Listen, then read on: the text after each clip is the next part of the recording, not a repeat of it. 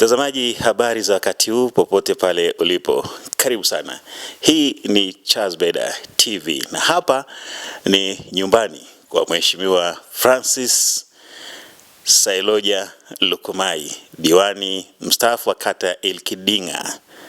Tuko hapa na tunakwenda kuongea naye mengi, hususan hili ambalo limejitokeza na likazua mjadala mpana kabisa. Yeye ni miongoni mwa watu ambao wamekuwa katika baraza la halmashauri kwa kipindi kilichopita. Anafahamu mengi kuhusiana na halmashauri, lakini sakata la mitambo analifahamu kinagobaga. Mheshimiwa, habari sasa hizi?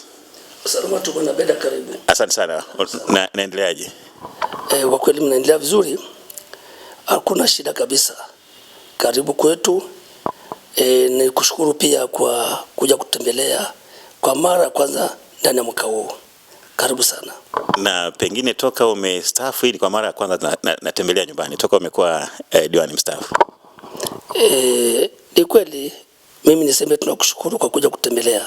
Ni muda mrefu hatujaonana, lakini baada ya sakata la uchaguzi kupita, mimi nilibaki kufanya shughuli zangu, na ndio kama ulivyokuja umenikuta niko na kazi ambayo nilikuwa naifanya hapa nyumbani na mafundi kwa ajili ya kuweka mazingira mazuri kwenye boma langu. Mazingira ya ustaafu, umekuwa diwani mstaafu, wakati ule ulikuwa diwani, majukumu ya kidiwani na kadhalika. Unaonaje sasa hivi baada ya kuwa mstaafu ukilinganisha na wakati ule ukiwa diwani kwenye majukumu yako? Kwa kweli naona sio mbaya. Manake pia udiwani ni kazi ya kupokezana. Nimekuwa diwani kwa muda wa miaka 5. Baadaye akaja akaingia mwingine ambao ni wa Chama cha Mapinduzi kama alivyokuwa wa Chama cha Mapinduzi, ambaye pia naye anafanya kazi kama alivyokuwa anafanya kazi, na tunatoa ushirikiano pia kwake pale anapohitaji ushirikiano. Kwa hiyo kwa kweli sijaona shida aina yote, ila mimi nimebaki kwa kufanya shughuli zangu binafsi na ndio naendelea nayo mpaka muda huu. Una kimisi nini katika nafasi ya udiwani? Katika diwani sasa hivi una misi nini hasa? Hakuna, naona ni mambo kawaida tu. Maana kazi kwa kama kazi ya maendeleo ya serikali, nikihitajika nitasaidia kwa pale ambapo na uwezo wa kusaidia. Kama pale ambapo mtakuwa unahitajika, lakini pia kama kuna sehemu ya kusaidia kwa upande wa serikali niko tayari kusaidia. Isiwe natulia. Kwa hiyo sijamisi kitu chochote, maana bado nipo. Mimi ni wa Chama cha Mapinduzi moja kwa moja. Hujamisi hata wale marafiki zako, madiwani wenzako ambao mlikuwa mkishirikiana kwenye baraza la halmashauri? Kwa kweli wengi sijawamisi, nawasiliana nao. Ni hivi majuzi hata nilikuwa na shughuli ya watoto, kijana wangu amefunga harusi. Nimewaalika madiwani, kuna waliokuja wengi, kuna wengine wametoa uzuru. Kwa hiyo bado niko nao. Kwa hiyo sina shida na wao, maana ni watu ambao nimeishi nao vizuri kwenye baraza. Wakati mwingine mtu ukiwa kwenye madaraka na unapoondoka madarakani, kuna baadhi ya marafiki na wenyewe wanakaa pembeni. Vipi yale haja kutokea wewe? Inaweza katokea au inaweza sitokee. Manake sasa hivi inaweza kawa majukumu tofauti. Wao wako kwenye siasa, sasa mimi siko upande wote tena. Wanaweza kukutana kwenye vikao, mimi siko kwenye vikao. Kwa hiyo ni sehemu hiyo ndio, lakini kwa kusaidiana kwenye mambo ya jamii nina hakika tutaendelea kushirikiana nao. Nikiwa na shughuli na waalika nao, wakiwa na shughuli wananialika na tunakwenda kusaidiana.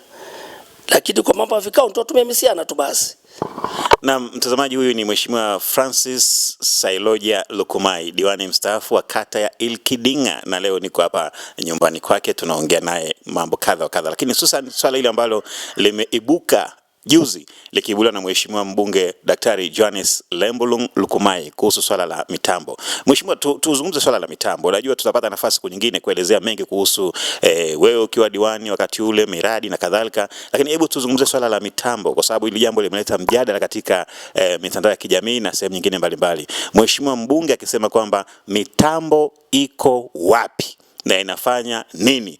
Watu wakaoji, hivi Mheshimiwa mbunge hajui mitambo iko wapi kwa nafasi yake? Sasa labda tupitishe kidogo, manake umekuwa kwenye baraza lililopita. Swala la mitambo hili wewe unalifahamuje? Karibu. Shika mic moja kwa moja, ujiachie na ujimwae. Asante Mheshimiwa Beda. Kwa swala la mitambo nafahamu halmashauri yetu tuna mitambo. Tuna katapila, tuna kishindilio na lingine nafikiri yapo. Na kuna kipindi ninavyojua yaliharibika. Lakini tulifanya taratibu za kuzitengeneza, zilitengenezwa na iliendelea kufanya kazi kwenye halmashauri yetu. Wakati nilikuwa diwani, kwanza nilichukuaga katapila baada ya kutengenezwa, ikaja kapita barabara zote za kata Kidinga na ikasafisha na barabara zikawa nzuri. Na ikawa wakati ule kile ambacho tulikuwa tumeacha ni ile kishindilio ndio ilikuwa bado haijarekebishwa. Lakini ilikuwa pia na kamati ambayo ilikuwa tumeiunda ambayo ilikuwa inashughulikia kwa ajili ya matengenezo. Na nafikiri wakati tunamaliza taarifa ilikuwa tumepata kuwa yameshatengenezwa. Lakini unajua hivi vyombo ni vyombo vya moto tu. Inaweza kuharibika saa yote. Maana vingine ni vya zamani. Na vifaa pia, kuna vifaa vingine ambavyo vinaweza visipatikane mapema. Inaweza kama mpaka uagize kutoka Ulaya au sehemu nyingine. Kwa hiyo inaweza kukuta labda kuna nyingine ambayo imeharibika ikawa inaenda kutafuta kifaa cha kutengenezea. Lakini mitambo yote yako halmashauri. Na katule tulivyokuta sio kuwa yanakodishwa.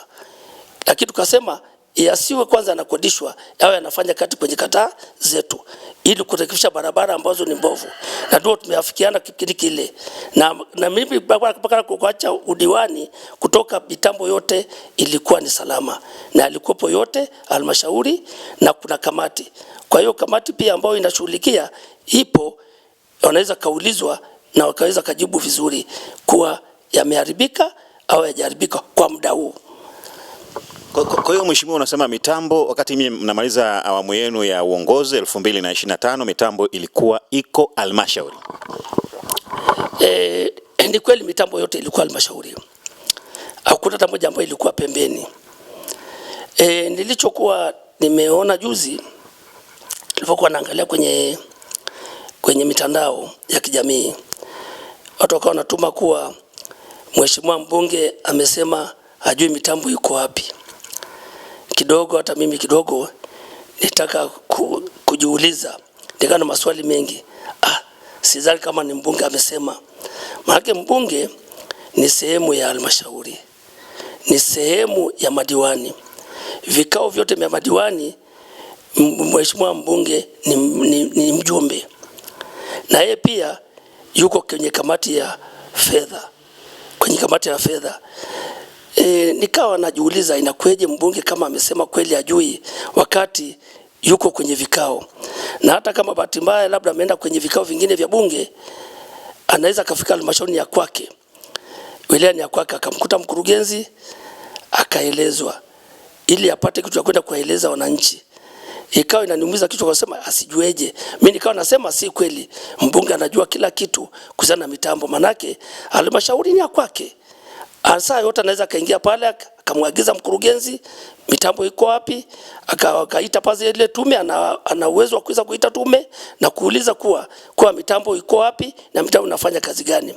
Lakini sijui mpaka sasa hivi mimi kama diwani mstaafu kama zipo au zipo. Lakini sisi tulikuwa tumetoka wakati ule mitambo yote ilikuwepo na ilikuwa ni salama kipindi hicho. Asante. Kwa hiyo kuna mambo mawili umeongea hapo kwamba wakati mnatoka mitambo ilikuwepo, lakini kwa sasa hivi hujui kama ipo au haipo. Kwa hiyo pengine mbunge yuko sahihi, pengine labda sasa hivi mitambo haipo ndio maana mbunge anahoji kwamba mitambo iko wapi.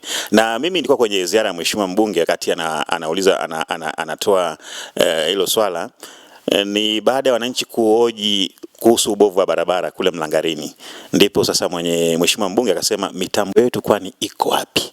Kwani saidie katika hizo swala la barabara. Kwa hiyo inawezekana kwa sasa wakati mnaondoka labda ilikuwepo na sasa hivi haipo. Ama wewe maoni yako ni yapi?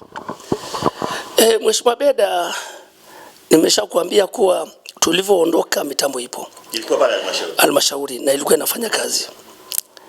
Lakini sasa hivi siwezi jua kama haipo au ipo, manake mimi kwa muda mrefu sijatembelea pale halmashauri. Lakini bado kitu ambacho nahoji mimi, kwa nini mbunge aseme ajui mitambo iko wapi wakati wilaya ni ya kwake? Yeye halmashauri anaenda saa zote. Ofisi ya mbunge yuko pale halmashauri. Yuko karibu na mkurugenzi, anamwagiza tu, anamuita tu mkurugenzi. Anamwambia mitambo iko wapi. Au anaita ile kamati inayoshughulikia mitambo, maana kuna kamati inayoshughulikia mitambo. Mitambo iko wapi kama haipo? Na kama ni mbovu, ni nini kinashindikana asimuulize mkurugenzi kuwa kwa nini mitambo isifanye kazi? ili iweze kufanya kazi za jamii kwenye kata zetu. Ni kweli barabara zetu za Arumeru nyingi sio nzuri, natakuwa mitambo kama ilisaidie. Maana kumbuka tulikuwa tumeweka kila kata ipate milioni 1.5 kwa ajili ya kurekebisha sehemu ambayo ni korofi, na ilikuwa inafanya hiyo kazi kwa kila kata, ili unachukua mtambo wa halmashauri, inawekwa mafuta, unanunua vifusi, unaweka sehemu korofi. Na nafikiri sijajua kama sasa hivi inaendelea au endelee. Na inayokuwa inafanya kazi ile ni ile mitambo ya halmashauri. Ndio kitu ambacho Mheshimiwa Beda napata kuumizi kidogo ni ile mbunge kama amesema kweli mitambo hajui iko wapi. Hiyo inanishangaza kidogo, manake natakuwa mbunge aeleza wananchi kuwa mitambo iko sehemu fulani, sio kwenda kuwauliza wananchi sijui, wakati yeye ndio mwenye halmashauri.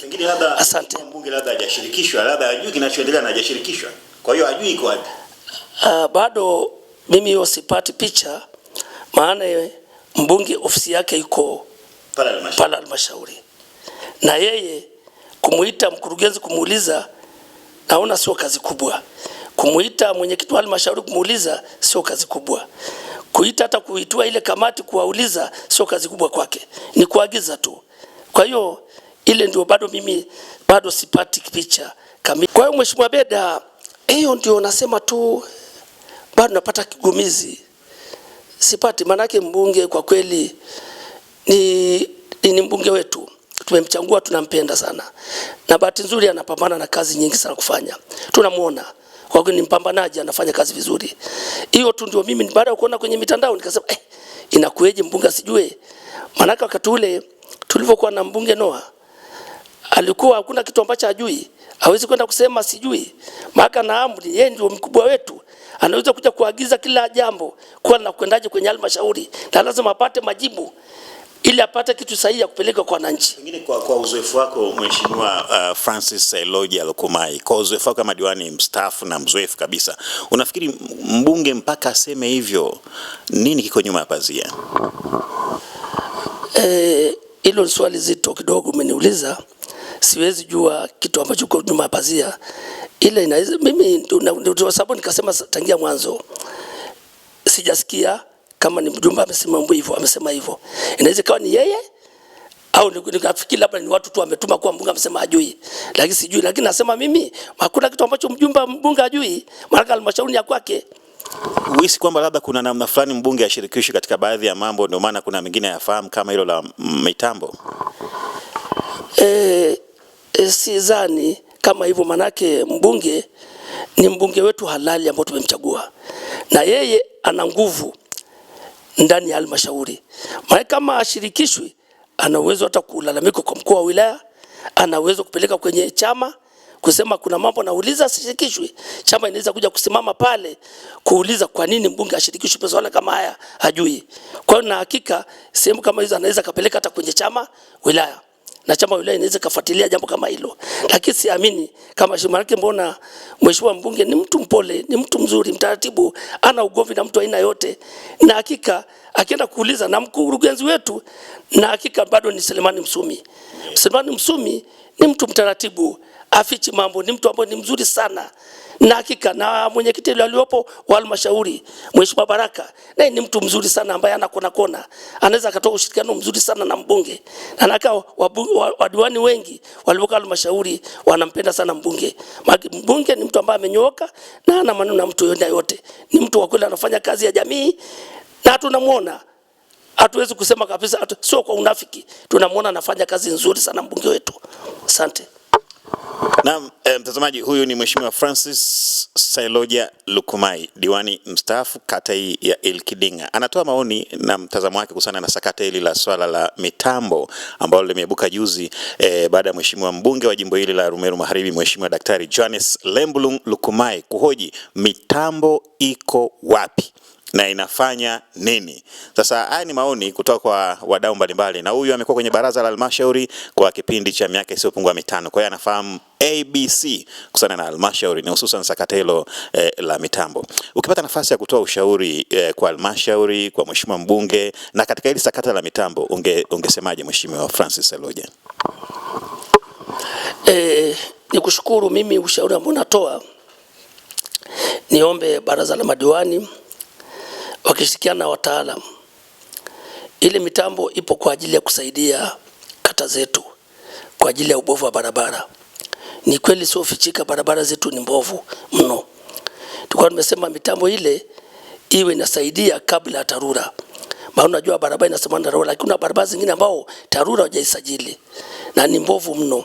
Hiyo mitambo ilikuwa pia ni kwa ajili ya kutengeneza zile barabara. Mimi nashauri kama kuna ambao ni mbovu, wajitahidi watengeneze ili tupate mitambo ambayo itakuwa inaingia kwa wakati wote kwenye barabara zetu, ili pia serikali yetu isitukanwe, ili pia chama chetu cha Mapinduzi ambayo inaongoza serikali isitukanwe. Manake ndio kitu ambacho malalamiko ya wananchi kuwa inafanya nini. Manake ni kweli kama sasa hivi kweli hiyo mitambo haifanyi kazi, wananchi wana haki ya kuhoji kuwa iko wapi, lakini sio viongozi madiwani kuulize tena kuwa iko wapi. Manake tunaona kama tuliowachagua hawatendi haki kule. Manake tunatakiwa sisi tuwaulize mitambo iko wapi, sio waje tuuliza sisi mitambo iko wapi. Inabidi tuulize. Manake mimi nakumbuka nikiulizwa jambo la halmashauri wakati ule, kama silifahamu vizuri, naomba jibu nitawaletea. Naenda kuuliza alafu naleta jibu ambalo ni sahihi kama kuna moja ambalo sijalifahamu vizuri. Kwa hiyo ndio hivyo. Kwa hiyo niombe serikali yetu, wilaya yetu wahakikishe kuwa mitambo ile imekuwa mizuri kwa ajili ya barabara zetu. Asante sana mheshimiwa. Na pengine ungemwambia nini mheshimiwa mbunge? Kwa mheshimiwa mbunge, nampongeza kwanza kwa kazi nzuri anayofanya, kwa kweli anapambana. Lakini nimshauri mheshimiwa mbunge, ni kweli inaweza kawa kuna mambo ambayo hajajua kutoka halmashauri. Wakati anaenda labda wakati anakwenda kwenye ziara, atembee na wale wataalamu wote wanaohusika. Maana kuna mambo ambayo lazima uulizwe unapokwenda. Utaulizwa mambo ambayo ni makuu kama matatu hivi. Watakuuliza kuhusiana na barabara, watakuuliza kuhusiana na umeme, watakuuliza maji. Ndio mambo yanaendelea. Hata elimu sawa, lakini zaidi hivyo vitu vitatu vinaongoza ambao inaleta kero wananchi. Tembea na watu wa TARURA, meneja TARURA. Tembea na meneja wa TANESCO. Tembea na meneja wa RUWASA, neto RUWASA wa maji, RUWASA. Ili wanapouliza maswali mbunge asijibu yeye, wale wajibu. Itakuwa vizuri zaidi. Alafu pia ikiwezekana wataalamu wanao kuwepo kwenye kila sekta, ili akiulizwa swala la kilimo yeye anakaa ana summarize yeye, wale wote wajibu maeneo yake. Ikiulizwa mambo la kilimo, afisa kilimo anajibu. Ikiulizwa swala la elimu, afisa elimu anajibu. Anakuulizwa ili. Kwa hiyo mimi namshauri atembee na wale wataalamu wote, asijibu ya kwake. Ingekuwa mambo ya mitambo angejibu labda afisa mipango au angejibu mkurugenzi, ingekuwa mambo yangekaa vizuri. Ndio ushauri ambao ninampa. Asante sana. Sijui kama anafanya hivyo, lakini na hakika kama alikuwa anafanya hivyo, ilo swali asingejibu kusema sijui iko wapi. Angemwambia mkurugenzi jibu iko wapi na majibu sahihi angepatikana. Asante. Yeye kwa sababu mimi nikuepo siku ile kwenye hiyo ziara, yeye alichosema mheshimiwa mbunge ni kwamba mnakuagiza nipate taarifa ya mitambo iko wapi, kwa maana kwamba yule kaimu mkurugenzi atoe taarifa kwa mbunge, na alimpa siku 2 ambazo zinaishia leo. Apate taarifa kwamba mitambo ya halmashauri iko wapi na inafanya nini. Maana yake ni kwamba mbunge hana hiyo taarifa ya kutosha kwamba mitambo iko wapi na inafanya nini. Kwa hiyo akaomba apate taarifa ndani ya siku 2, kwa maana ya Jumatatu, maana yake ilikuwa Jumapili siku hiyo. Jumatatu na leo Jumanne taarifa hiyo imepatikana. Kwa hiyo ni kwamba alitoa maelekezo kwa ofisi ya mkurugenzi. Okay, nashukuru kama ni hivyo, yuko sahihi pia kumwagiza. Maana yake ndio nilikuwa nasema mbunge ni mtu mkubwa kwenye halmashauri yetu. Anaweza akatoa maagizo, isipotekelezwa ni kwamba atakuwa amemdharau, na kama amemdharau atapeleka vyombo vingine kama nilivyokuwa nimeeleza mwanzo.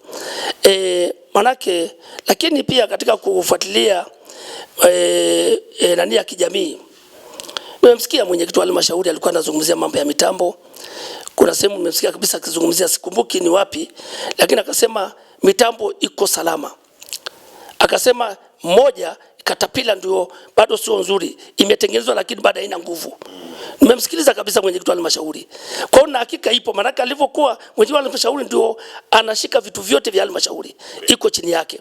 Kwa alivyosema kuwa vitu vyote viko sahihi na katapila iko imetengenezwa japo inakosa nguvu.